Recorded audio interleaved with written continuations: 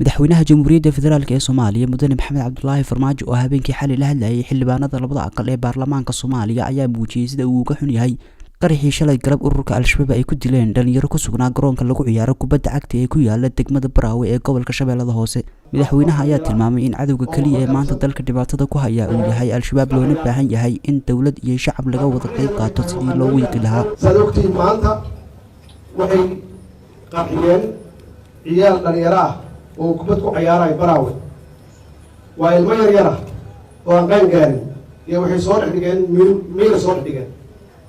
waxay halkaas yimid dhalinyarada afar dhalinyaro ah oo waxba galabsan oo iska ciyaaray.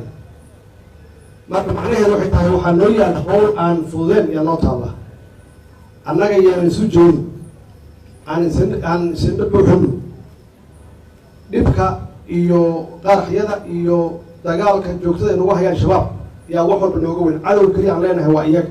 madaxweynaha Soomaaliya Maxamed Cabdullaahi Farmaajo ayaa tacsi u diray eheladii iyo qaraabadii dadkii ku geeriyooday falkii bahalnimada ahaa ee ka dhacay degmada Baraawe.